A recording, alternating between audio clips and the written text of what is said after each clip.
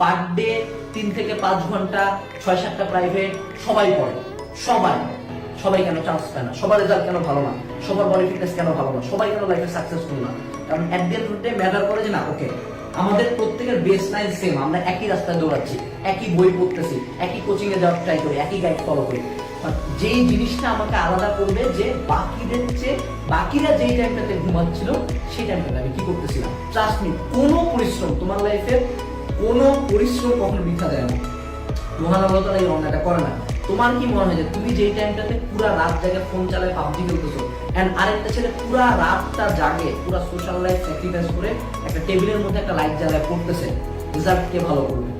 আল্লাহ কখনো এই অন্যায়টা হবে না যে তুমি সুন্দর মতো ভালো জায়গায় চান্স পাই গেলা, সে পাইলো না। এটা 99% কেস হয় না, 1% এক্সেপশন হয়তো বা মহান আল্লাহ তাআলা তার জন্য আলো ভালো কিছু রাখছে যার সাথে তাকে দেয় নাই, বাট 99% কেসে হি উইল উইন। তুমি যেই টাইমটাতে হয়তো বা চিন্তা করছো আজকে এই কাজটা করবো না, না করলেও তো হয়, সেই টাইমটাতে একটা মানুষ পুরো লাইফ স্যাক্রিফাইস করে পড়তেছে। এই যে আমরা আজকে এত সফল মানুষজনের কথা শুনি, ইলন মাস্ক বলো, জেফ বেজোস বলো, বাংলাদেশের শেখ আকিজউদ্দিন বলো বা ধরো বসুন্ধরা গ্রুপ বলো, এই লোকগুলো যদি তুমি জীবনী পড়ো, তাদের লাইফটা কন্টিনিউয়াস স্যাক্রিফাইসের দিয়ে ভর্তি। যেই টাইমটাতে তাদের বয়সী মানুষজন পুরো লাইফ এনজয় করছে, পুরো লাইফ এনজয় করে যাচ্ছে, তারা ওই টাইমটাতে কুত্তার মতো খাটে গেছে।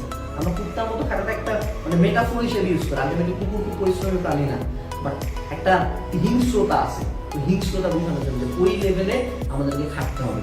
So at the end of the day তোমার যদি মনে হয় যে না তারা একটা খুব চিল লাইফ কাটাচ্ছে, এই জন্য তারা খুব ভালো জায়গায় চলে যাবে, তা না। আমরা স্কুল লাইফে দেখছি যে যারা ওই টাইমটাতে হয়তো বা আমরা মনে করো সাদা কেস পরে সব জায়গায় বেড়াতে, আমরা হয়তো খুব পার্টি টাইটি করতে পারি, খুব একটা ফ্রেন্ড সার্কেল হয় না, খুব একটা বাইক টাইক নিতে পারিনি, আমরা বাইকে করে ঘুরে বেড়াইছে। হয়তো 2016-17 সালের দিকে আমাদের যেসব ফ্রেন্ডরা খুব পাঙ্কু ছিল, সেসব ফ্রেন্ড এখন হয়তো বা জাস্ট একটা সিভিল ভার্সিটিতেও পড়তে পারতেছে না, তারা এখন মনে করো বিভিন্ন জায়গায় পার্ট টাইম জব নিচ্ছে, বিভিন্ন ড্রাগ অ্যাডিক্ট, তাদের আলটিমেটলি ফিউচার নিয়ে কোনো গোল নাই। ওই টাইমটাতে আমরা যেসব ফ্রেন্ডরা এগুলো সব স্যাক্রিফাইস করে পড়ছিলাম, ওরা হয়তো তাদের লাইফে ভালো ভালো জায়গায় সেটেল, 90% কেসে তারা ভালো ভালো জায়গায় সেটেল।